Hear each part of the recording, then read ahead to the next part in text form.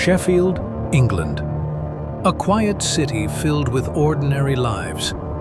At least, that's how it seems at the beginning of the film. The story unfolds through the perspectives of Ruth and Jimmy, a young couple expecting a child and planning to get married.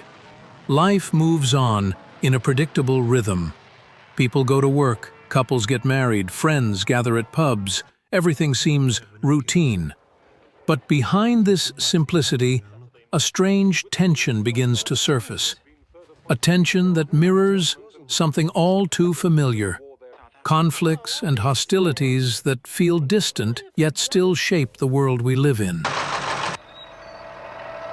This film, shot secretly by a West German television crew on Tuesday, shows one of the Soviet convoys on the move in northern Iran.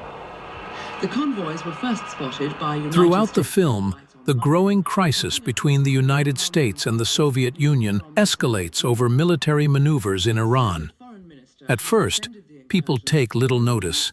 The war feels far away. Speaking on his arrival in Vienna, Mr. Gromyko claims these Soviet vehicles were responding to appeals from legitimate government. Are you being serious? But gradually, unease and fear ripple through society. The crisis begins as a headline and ends as a nightmare. Threads captures the geopolitical atmosphere of the early 1980s, a world shaped by Cold War anxiety and proxy conflicts, particularly in strategically critical regions like Iran. Through news broadcasts and emergency bulletins, the film chronologically maps how tensions spiral out of control, eventually crossing a point of no return. These broadcasts aren't mere background noise. They are the pulse of dread that grows louder in both the characters and the audience. BBC News at 8 o'clock. The Soviet Union has protested strongly to the United States about what it calls dangerous provocations by American warships in the Gulf of Oman yesterday. The viewer feels the uncertainty, the creeping fear that seeps into everyday life, until normalcy is replaced with the smell of smoke and the sound of sirens. In this way, Threads shows that nuclear war isn't just a moment of impact, it's a process. A process that dismantles the very foundations of modern society: communication, organization, governance, and identity. The film doesn't merely serve as a reflection of its time. It speaks directly to us today, showing how political games between states ripple down and destroy the lives of ordinary people. The warning signs are visible, but life goes on until it doesn't. When the bomb falls, the moment the screen shatters,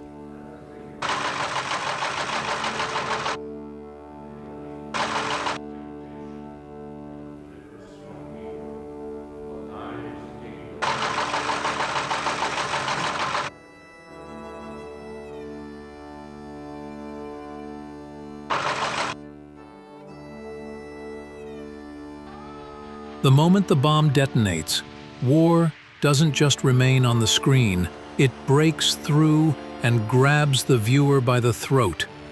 Jimmy, once a symbol of youthful optimism, becomes one of millions swallowed by the nuclear fire. But this is not where the story ends. It's where the real horror begins. The real catastrophe, a silent collapse. The detonation doesn't just destroy buildings, it severs a society's nervous system. Communication fails, transportation halts, hospitals are gone, clean water is a memory, food becomes a weapon. Threads reminds us, nuclear war is not a sudden end. It is a slow, agonizing unraveling. Radiation may not kill instantly, but it renders cities uninhabitable. People crowd into makeshift shelters, desperately trying to grasp what's happening. But they soon face a grim truth. No one is coming to help. No ambulances, no fire brigades, no rescue teams. The institutions they once depended on have collapsed, along with everyone else. In the early days, people cling to one another. Radios buzz with static. silence becomes unbearable. And slowly, the primal instincts surface. Food and water run out. Order gives way to chaos. Strength becomes the new currency. The state is gone, replaced by the law of survival. Disease spreads. Burns, infections, radiation sickness. Doctors are dead or helpless. Society regresses. Back to medieval conditions, only worse. There is no electricity, no medicine, no knowledge, no structure. And in this bleak world, children grow up. They know nothing of the past. No books, no teachers, no language rich enough to hold memories. Even vocabulary decays. Generations are born not only into physical ruin, but into cognitive and cultural decay. By the film's final scenes, we are left with something haunting. A generation raised in the ashes, post-human, post-civilization.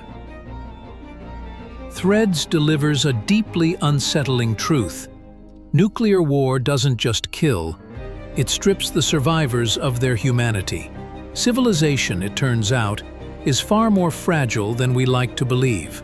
Once torn apart, it may never be stitched back together. This is why Threads is not just a disaster movie, it's an alarm bell. It reminds us how dependent we are on systems that feel permanent, but aren't. The moment of the blast isn't the end. It's the beginning of a life crawling through ruins. Back then, leaders talked about nuclear war, but people didn't really know what it looked like. The BBC wanted to break that silence. So they made Threads, the most realistic depiction of nuclear catastrophe ever filmed. Shot like a documentary, because this wasn't just fiction, it was a possibility. The film didn't just show the first few minutes of the war. It showed the decades that followed, the collapse of agriculture, the disintegration of language, even the mental regression of generations. And it asked a chilling question. Is surviving the same as living? Threads is not just anti-war. It's a warning, a reminder that the thread holding civilization together is thinner than we think. And it leaves us with one final haunting thought.